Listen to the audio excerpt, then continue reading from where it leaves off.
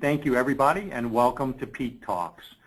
Today, I'm pleased and proud to be able to present a close friend and mentor of mine, Malcolm Fry. Today's Pete Talks is about metrics, reporting, and storytelling, and nobody's going to do that better than Malcolm Fry. Malcolm is an industry legend and thought leader. He's here to share with us lessons, insights, and thoughts on what service organizations should be doing today to utilize metrics, reporting, and storytelling to convey their success.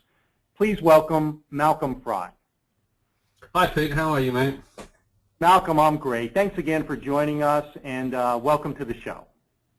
Thanks a lot. So we're going to talk about the power of metrics, are we, Peter?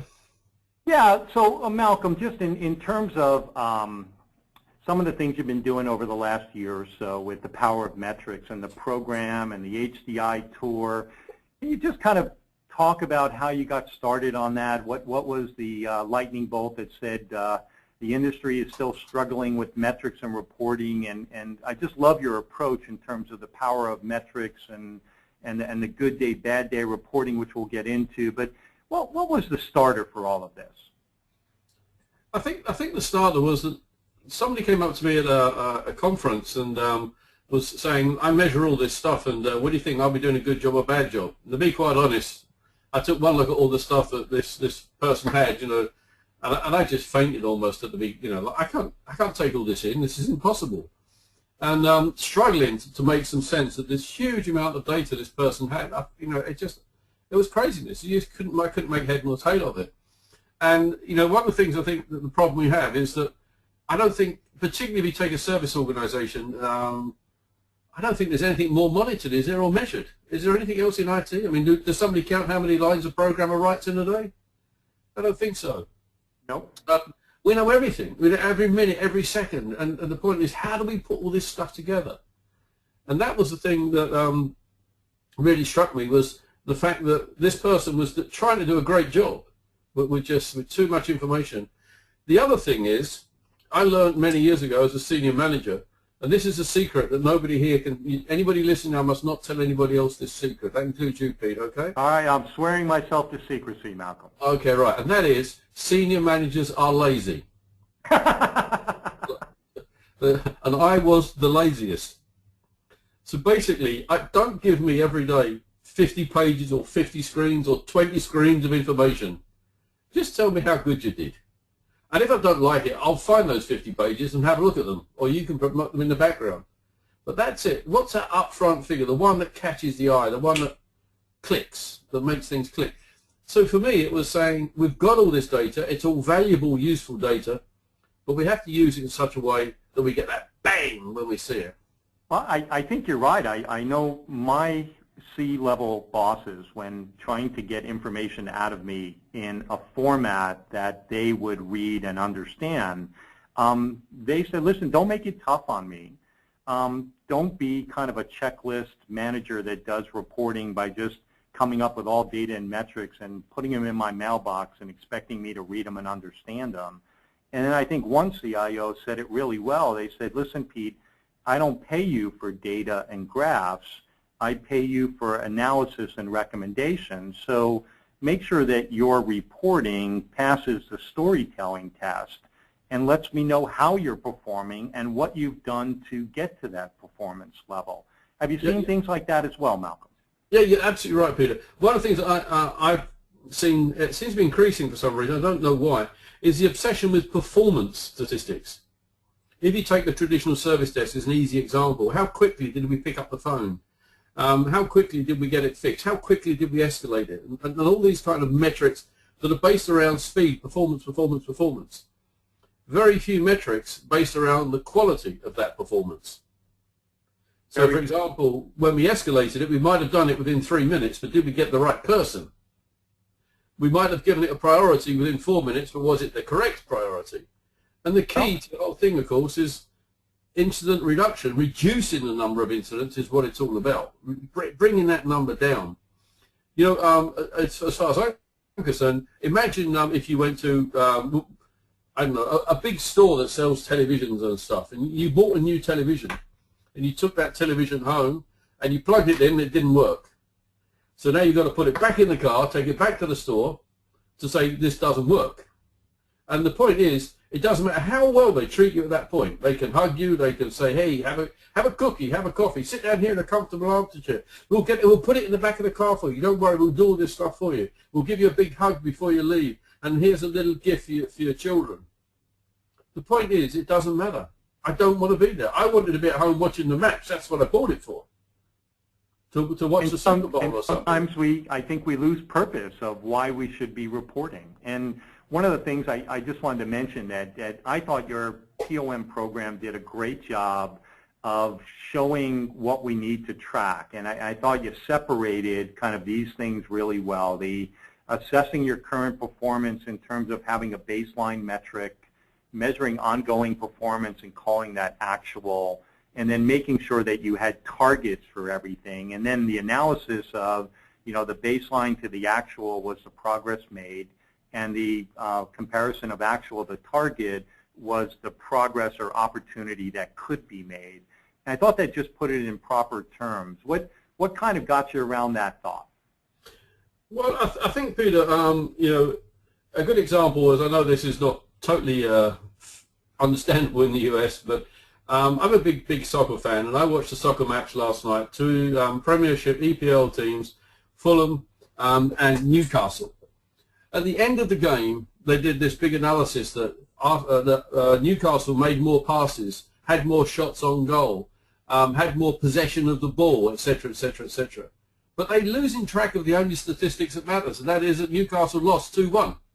Every other statistic shows them as the best team. Doesn't matter what statistic you take, they are the best team in that game, except they didn't score, or they only scored one.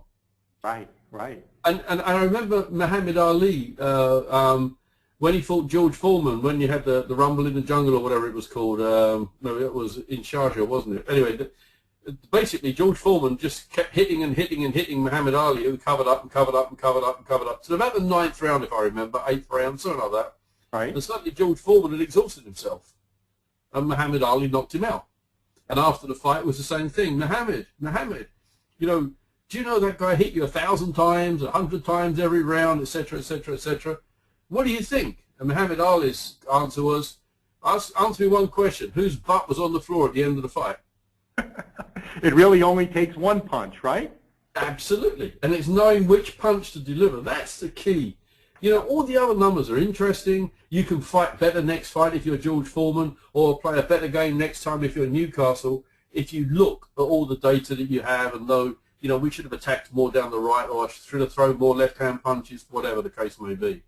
And certainly we use data form analysis, right, Malcolm? I mean, that's what these guys are kind of talking about in terms of sports, and looking at data analysis to see if there's trending and maybe make corrections. But I think we're also talking about identifying who the stakeholders are, and you do a great job of making sure we know who our audience is, who the stakeholders are, and what's really important to them, and then how best to deliver that.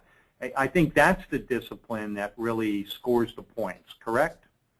Yeah, I mean, and realizing that some of your audience may not know their audience until you let them know. I mean, it's, I'm amazed, for example, going back to service desk for a minute, I'm amazed how few service desks actually share their statistics with the business community. If I was a business manager with, say, 50 people working for me, all of them obviously using technology all day, how many of them I had to make phone calls to the service desk could be quite interesting to me. What kind of problems are we getting? Could I train my people better? Could we invest in better technology? And are they making phone calls on technology they shouldn't even be using? And that happened to me in an organization in Sweden where we did this with an organization. Got huge feedback from the business community because, these huge number of phone calls, someone was making them. Well, one manager asked us about the questions. Are these accurate? We said, yeah. He said, why? He said, well, I noticed that over the last couple of months we've had 400 phone calls from a big department about PowerPoint. Yeah, but my department don't use PowerPoint. Silence, literally all around the room there was just silence. So what do you mean? So, well, they just no need to use it. So why are they using it? What are they calling with? And so on and so forth. And the key here also on top of that was not only did he not know they were using them, but that they were making phone calls. And he sat down and said, well, why are we using them? And spoke to his staff. And a lot of it was social use, business social use, should we call it, like creating graphs and charts that weren't really necessary, but looked nice up on the wall. And so basically, when we talk to the different managers, they have the same opinion. This guy said, I don't even want PowerPoint, but I'm told I have to take, in this case, Microsoft Office as a pack. I don't have any choice. As far as I'm concerned, I'd be quite happy if I got Microsoft Office without PowerPoint. Yeah. But IT basically seems to be saying that's too difficult to do. So, well, one of the stories I really like is that you bring awareness to the service desk market or even IT service management market that we have to do a better job of identifying who those stakeholders are and potentially use reporting as a way to build a better relationship with the business and start a conversation with the business through the reporting piece. Otherwise, we're kind of flying blind and doing stuff without knowing whether we're doing the right things. I remember going out to the business and asking the business what services they valued most from our service desk, and I was surprised that the ones they valued most was the things that I was focusing on the least, and the things they valued the least I was focusing on the most. And so we were upside down in terms of prioritizing service that the business would benefit from. I love that whole idea of getting out there in the business and talking to them. Yeah, I'm sure we'll talk more about it as we go along, Peter. What I wanted to do now, Malcolm, was just kind of share with the audience some of our takeaways. I mean, we've gotten into a good conversation already about the difference and relevance of, and I know you're going to take some time to explain your POM and critical success factors mapping up to KPIs, or the reverse, KPIs mapping up to critical success factors. Making sure that our service desk and IT service management goals and objectives are aligned with the business, certainly important. How we get to look at a POM scorecard or a good day, bad day reporting and taking advantage of multiple disciplines and processes to see what the impact is of their interrelationship and integration. How important that is, and then we're going to give you a chance to explain that wonderful concept called good day, bad day reporting and how our audience can learn from that. So pretty excited about all that. I know you have a great love for history, as I do, and tell me what kind of got you through the history piece on this and the learning from what history has taught us in terms of metrics and reporting. Okay, Peter, before we go on, can you hear me okay? I can hear you fine. Because I'm getting a lot of bounce back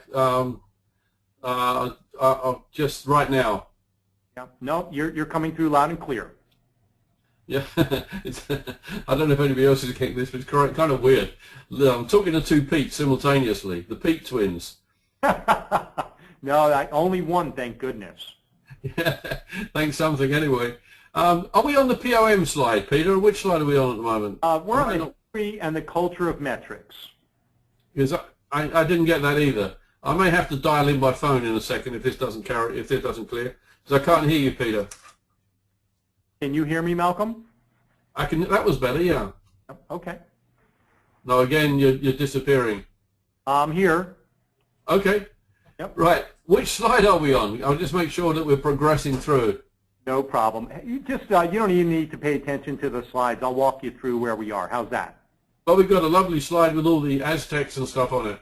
Yeah, so that's the slide I was on. Tell me something about the history of measurement and reporting that got you started on this POM piece. Okay, as you know, I like history and art and archaeology as my sort of like three main interests.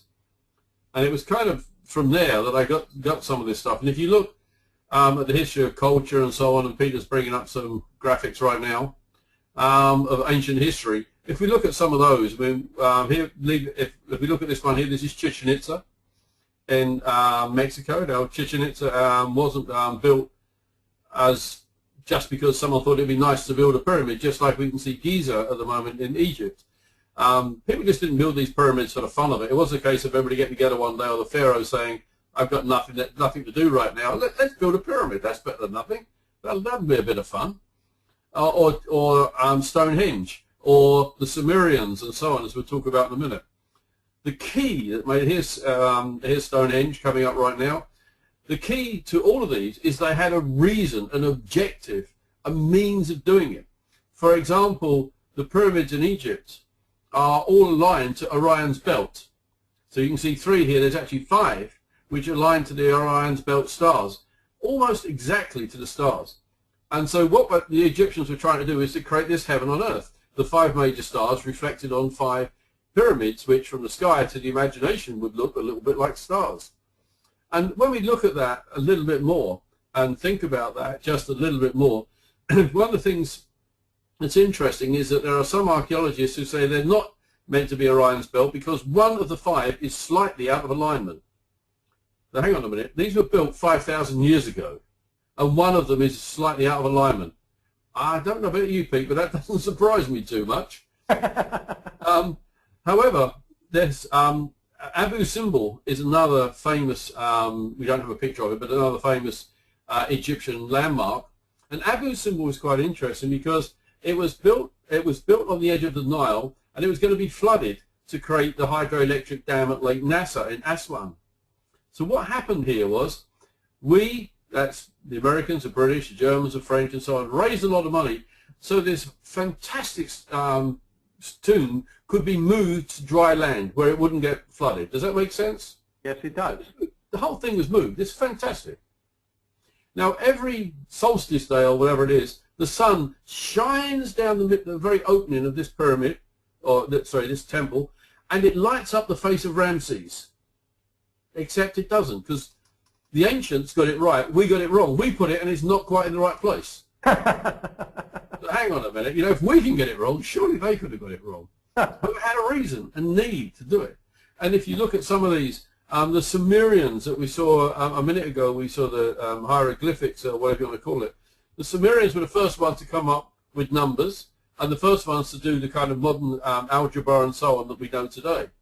But one interesting thing was they also did something quite significant. If you were asked how many degrees in a circle, you would say 360. Why 360? There's no logic. There's 365 days in a year, so if you're going to measure using the stars, you would end up with 365.25 or thereabouts. So where did they come from? The answer is the Sumerians looked at 365 and said, we can't work with this, so we'll just lock 5 degrees off. Just cut it off, throw it away. Yep. And we're still using it today. It's still not even metric today. How bizarre is that? I just, you know, and then the sports thing we certainly covered, but, you know, the history of culture and sports in terms of data, metrics, reporting, I think the takeaway for me is that we just need to put an objective. We need to have a reason. We need to have a purpose for reporting, which kind of brings me to our next slide, which is... Can we just go back one slide, Peter, just for a second? Certainly. Can you just go through till that circular building comes up? That one, stop. Oh, that one, stop there. Yep. This is quite interesting. You can see this is a building, a circular building, and you can see it's very old. When I first saw it, I thought it was Turkey. I thought it was Cappadocia in Turkey. That was my thought. It's an amazing archaeological site. Do you know where it is, Pete? Nevada? It's in New Mexico. Wow. And it's basically the Anasazi tribes and where they would meet. And there's all sorts of theories about it. But in fact, it's one of the world's greatest archaeological sites. And again, it's a reason. It was actually a blueprint. Once they got this working, this circular system working, they could build towns, villages, extending this by using the same blueprint. So here, what they're doing is they're building something. The reason is that the different tribes, who otherwise may even fight each other, could come together in a common place and meet. Kind of like an ancient Switzerland, if you like. Very good. Without the mountains. Very good. Very good. So, you know, all those folks in the US that are listening right now, you should, Chaco Valley, C-H-A-C-O, Chaco Valley or Chaco Canyon. You should check it out. It's phenomenal. Okay. So sorry, Peter. We'll do a family trip this summer. Fantastic. Hey, transitioning to the current version of ITIL and ITSM, and I know you've been involved in the ITIL thing from the beginning in IT service management, and you know, I know you had a program called ITIL Lite, which tried to make sense of ITIL in a business perspective, and loved the program as well. Seeing what we see here in terms of your ability to come up with the various processes and phases and different critical success factors, I'm offering the audience kind of the holistic view of the program. And, one audience member asked, how do I, kind of report to the business, and then how do I report internally? And I think it's a great question. When I look at, as you said, all the volume of data and metrics that I have, how can I best separate what's important to me to run my service desk versus what's important to the customer or the business, and making sure that I get those messages straight. Would you be able to interpret some of that with the holistic picture of what we have here, Malcolm? Okay, yeah. Very quickly, Pete, that's a quick background of the slide you've got in front of you.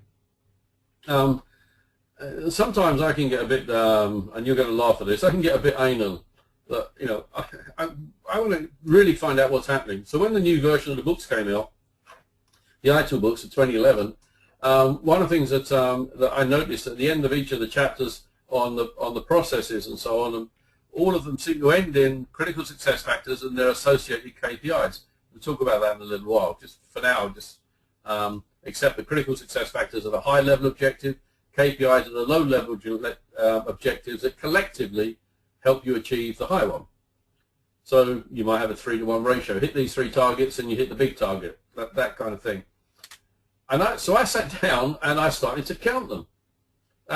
Yes, we'll cover that in just a minute, Pete. Okay, I just make sure they could see what you're talking about. Yep. Just control yourself, Pete. Will you just control yourself on that I'm button? getting excited. I'm sorry. We can't have this, Folks already come to see you push the buttons. Pete, I decided to just count them, just because that's the way I am. And I came up with this number: 116 critical success factors, 348 KPIs. So if you add those two together, you've got like nearly 500 measurement points. Are you nuts? There's no way that I can measure all of those. It's just not possible. Maybe in the long term, maybe in a huge IT department, possibly. But a regular IT shop is not going to have a chance. So you're going to have to, as we'll talk about later on, cherry pick some of those and say, look, without these, we don't function. So, for example, incident management. If we don't manage our incidents, we're in serious trouble.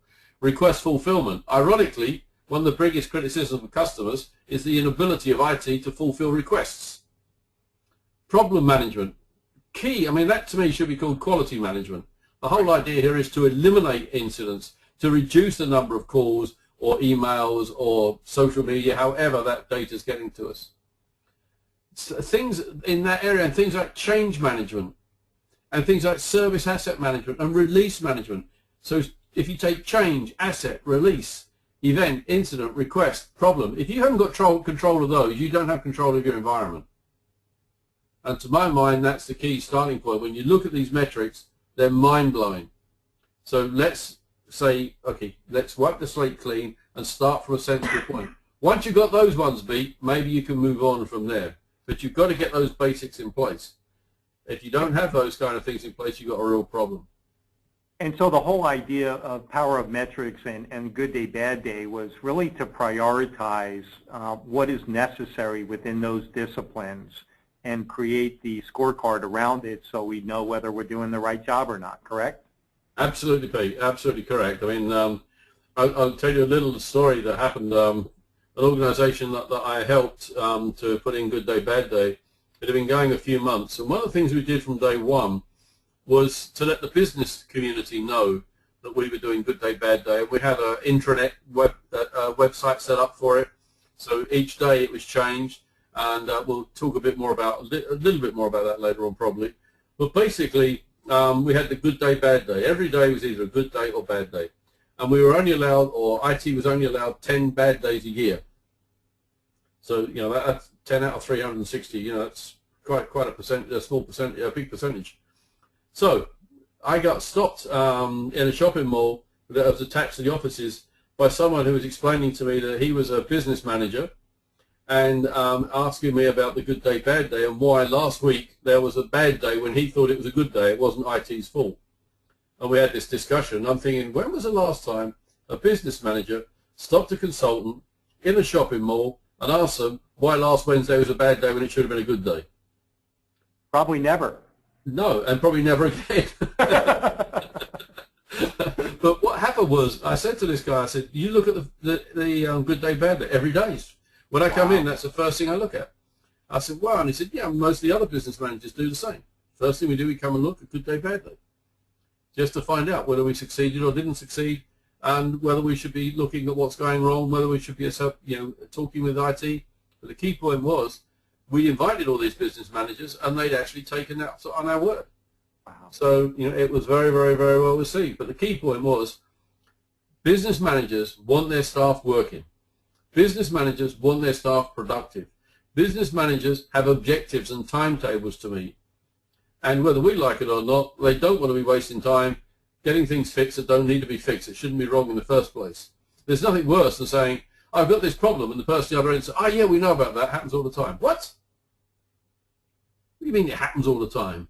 What do you mean we know about this? What are you doing to get rid of it? What are you doing to stop it? And these are the things I want to know as a business manager. I want to know that the person sitting over there in that desk over there is as productive as they possibly can be. And that means their technology works and delivers the goods. Not just works, but has services and systems that help them deliver the business objectives. Which is on the request side, right? That's why people get frustrated in the business, because they can't get what they need when they want it to get business stuff done. And I think you've offered us a great perspective there, Malcolm. I appreciate that. I also think that the fact that the Power of Metrics Good Day, Bad Day could get attention from the business and get buy-in from the business to the point where they're engaged in it is even a bigger story. So that's wonderful. Can you explain the alignment here of having a service focal point, the objective or the purpose, and then how you create critical success factors with aligned and associated KPIs? I have that graph up. Yeah, I think the whole idea of a service focal point is to try and come up with one number, whatever that may be, that gives us some sort of target. If we look at the chart here, the key performance indicators at the bottom will be the basic numbers. So the percentage of incidents solved at the first level, the percentage of abandoned calls, that kind of thing, would all be KPIs, key performance indicators. Yep. And we have examples here that we could talk to as well. Okay, yeah, this is fine, Pete. This is good. So basically, this is straight from 2011 ITIL, and it's talking about incident management. And it says there are 6 critical success factors that you ought to be trying to achieve. Resolving incidents as quickly as possible, maintaining user satisfaction, quality of services, visibility to the business and to IT, obviously. Standardized methods and procedures are being used, and that we're aligning management activities to the priorities of those in the business. So each of those is a high-level objective. And you can see at the bottom, in the purple stripe at the bottom, or whatever color that is, you can see that there's 2 key performance indicators which jointly together are pointing up. So if I achieve those 2, then I achieve the critical success factor I'm pointing to. So A plus B equals C. Then I take that target from each of those together and say, okay, I've got to achieve a certain target in each of the 6, which jointly will tell me whether I did good at incident management. So I'm looking at a way, it could be a percentage, it could be an average, some way of pushing that figure and saying incident management was 98% last week, overnight, sorry, it was 98%. So to me, they're ITIL contextual because the books contain the critical success factors and all of the KPIs. Your job is to say which ones do I not want or which ones have been missed out. It could be either or. No, I like it, and I think, certainly when you look at it all, it's just an overload of information and somewhat daunting to even want to pick up the book and try and sift your way through it in terms of what's relevant. And I think what you helped us is kind of at least look at what's relevant in terms of the business we're doing in incident management or service management and taking care of our customers. Yeah, I think that's absolutely right.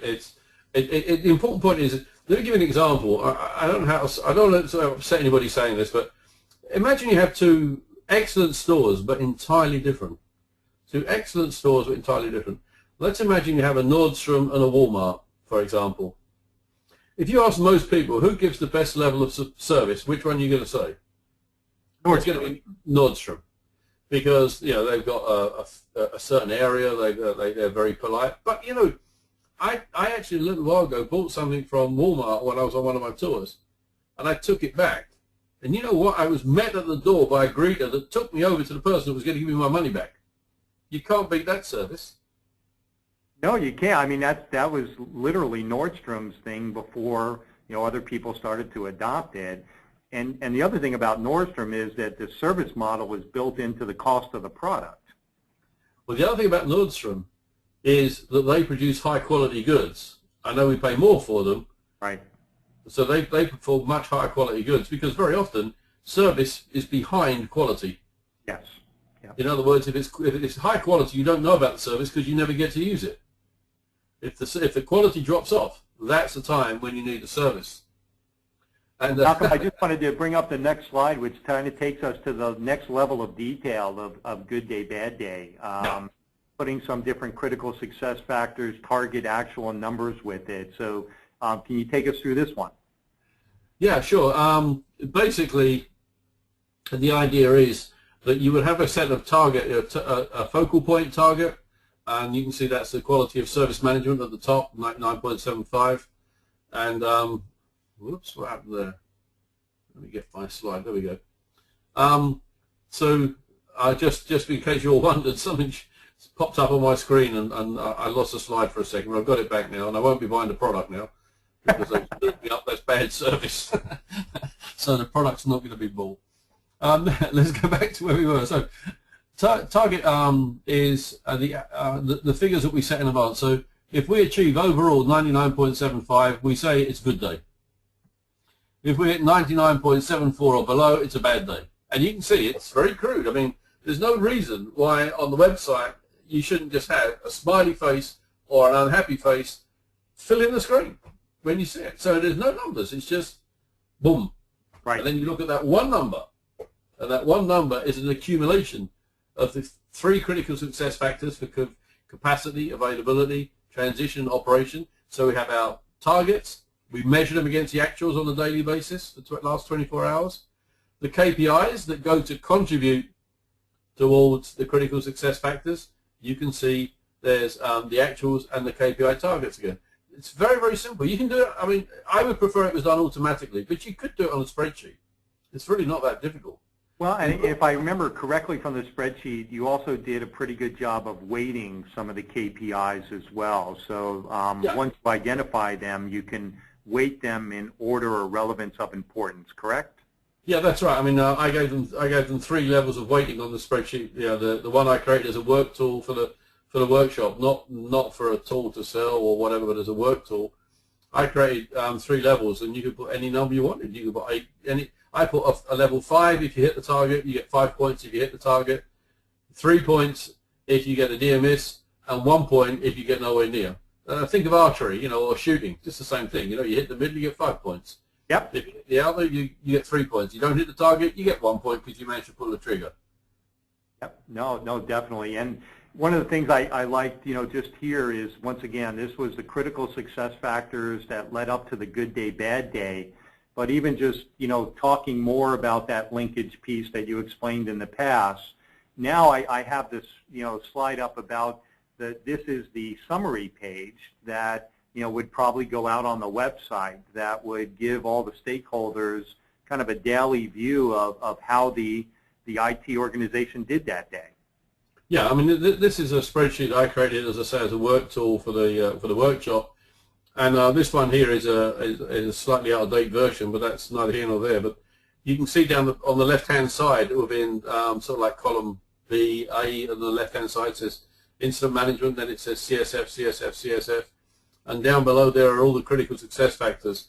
And if you look at the bottom where it says resolution and satisfaction, so each of those critical success factors has its own page, page within the spreadsheet workbook. And basically you can see it. Level 1, level 2, level 3. How many level 1s did I get? How many level 2s? How many level 3s? And from that I can calculate percentages and turn the good day from green to red if it turns out to be a bad day. This is fantastic. I got a quick question from one of our audience members, Malcolm. Mm-hmm. Certainly they like the way that you've identified the right critical success factors and the associated KPIs. But for instance, say I wanted to interview some of the stakeholders to understand best what's important to them. so I can create the right CSF and KPIs. Can you give me an idea of how I can approach them with what questions to determine what's important to them to come up with the right CSF and KPIs? Yeah, I think you've got a two-level. Obviously, you have to approach management. I mean, you have to approach management to get permission to go any further. You just can't go into the department and start talking to people without getting approval. I think the key thing is to talk to management about local management, business management, and about what the services they're providing and what makes the most important to them. It's not the same with it's a bit like companies are like, if you like, big sports teams. There's lots of different tactics and special teams that are doing all different jobs, and each of them have a different set of priorities. For example, somebody like a payroll department, which is a monthly payroll. If today, let's say today is the day where we successfully close the payroll and everybody got their salary. Tomorrow for us is a fairly easy day because yesterday was the big day. As each day in the month progresses, what we're doing gets more important and more urgent and has to be more and more and more quality and done in a better way. So that at the end of the month when we do the payroll, everybody gets paid and now we can start again. So it's kind of a monthly peak, shall we call it. No, I mean, you're right. I mean, let's look at sales organizations and companies that are in, sales. They have monthly and quarterly numbers that they need to hit, especially if they're a public company and need to report to Wall Street. And so the sales organization in that last month or last 2 weeks of the month, they're certainly driven by certain things that are different than other departments within the company. Absolutely, and there's those departments like human resources that pretty well flatline the whole year. They don't have any peaks or valleys. They're pretty flat the whole year. By the way, I'm not saying that's bad. I'm just saying it's a different way to do a different way the department runs. The sales department will have maybe quarterly targets and objectives to achieve, so they'll work to a crescendo at the end of that quarter. If you're a business that handles, for example, Christmas goods or something like that, you have one big bang period, and then the rest of the year preparing for the next big bang period. Well, it's true. I think, the retailers kind of look at Thanksgiving to right after New Year's as the bulk of the period where they make the bulk of their revenue. And God forbid IT does anything of a change that doesn't work well. In fact, I don't even think IT is allowed to do changes during that period of time. Exactly. And in fact, I'll tell you a story of a friend of mine called Bob. Many years ago, Bob was contacted by IT, and some enterprising person in IT wanted to come and talk to him about service level agreements and service levels. And this guy brought a service level agreement along with him and gave it to Bob.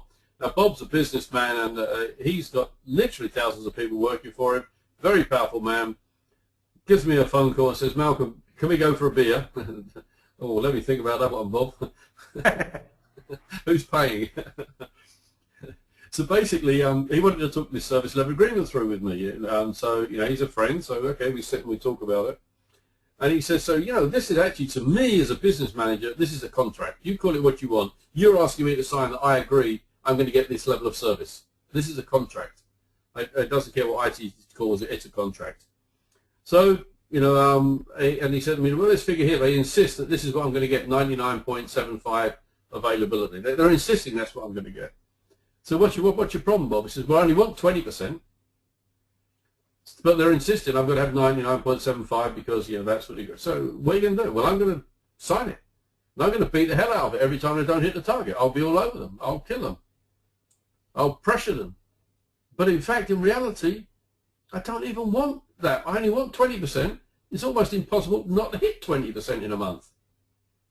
But they never asked him what he wanted, what he needed, what his objectives were, what his business objectives were, what IT can contribute to help him make his business objectives happen. They went there with a document they'd pre-prepared and tried to sell it. Yep. You have to go there with a set of questions that says, how can IT and particularly service management help you to meet your business objectives? Because if you ask a guy like Bob what he wants 7 days a week, 24 hours a day, 100% availability, and grease lightning returns. Yep. Is that not right? Yeah, he wants it all. Exactly. And if you take Bob one step further, nowadays he or she, in this case Bob being a he or he can go and buy this stuff himself nowadays.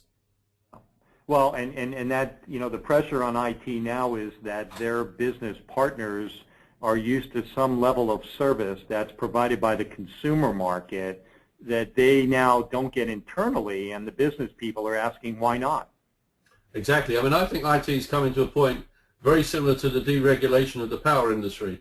Instead of being this one big central point where everything happened, the power industry now is power generation. It's about power supply. It's about power servicing. But equally important, there's a new department or a new tool that's shoved up on top, and that's the buying and selling of power.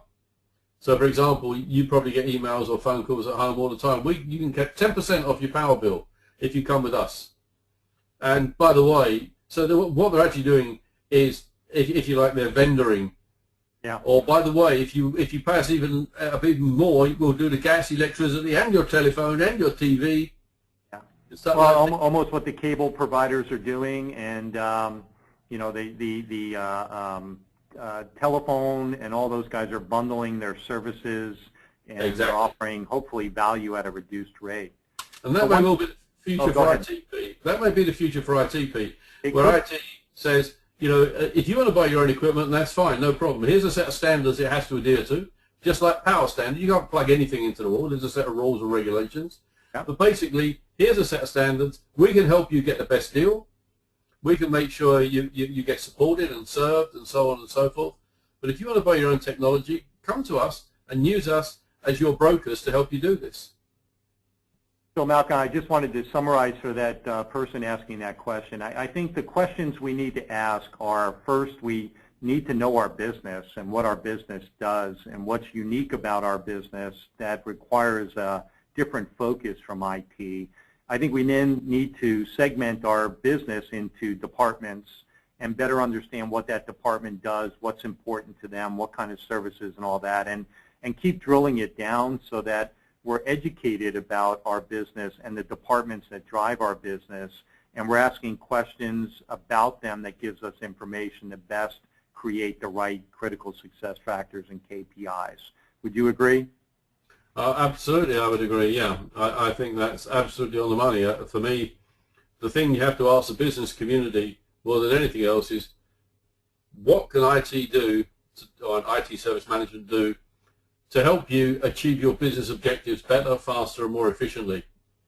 Yep, no doubt. And I think the other gentleman or other person that asked the question about the difference between, metrics and reporting internally to externally, I would just share with them that, internally we want to prove that we're managing our business like a service provider and that we're kind of a service owner, and that we could talk about our service delivery in terms of how we're cost effectively delivering a service at a certain level of performance. And that's kind of the internal perspective. I think external to the business, I want to be able to show that I add value, that I contribute to the production or revenue stream, and that I help the company save money, increase margins, create a competitive advantage. But I want to be able to show my stakeholders different views and perspective of, I run my business efficiently, cost effectively, but I also contribute to other departments and businesses to help make money and increase margins from a business side. Any last comments about that before we say goodbye to our audience? Yeah, just last thing on that, Peter. It's about breaking the reboot mentality. The number of service desk calls that come in with, I've got this problem and I've just rebooted and it didn't fix it. Because some things go wrong so regularly, so often, so consistently, and IT just leaves them there, the business actually starts to think in a different way. They should be amazed they've got to reboot. As a quick finish on that point, one of my granddaughters at 9 years old was taught about rebooting at primary school, at junior school. So what's going on? What does that say about service management when 8-year-old kids, 9-year-old kids are being told reboot before you come to the teacher? Well, we're talking reboot, reset, restart, reimage, and all we're doing is masking the problem, correct? Yes, the rezone. Yep. Well, thank you, Malcolm. Thank you, ThoughtRock. Thanks, and thank you, audience. Malcolm, as usual, you're the star of the show, and I value our friendship immensely, and I wish you and your family a happy holidays. And I'll see you in February, Pete. See you in February. Everybody, our next Pete Talks is Tuesday, February 5th. We'll be talking about building the Star Performer Service and Support Team and what are the components of that. We'll have some special guests to join us. Also, don't forget to remember that you can contact us with ideas for next talk show content, ask us questions, give us ideas, and don't forget to spread the word about Peak Talks. We're looking forward to all seeing you again. Happy holidays to you and your family, and thanks again for joining us.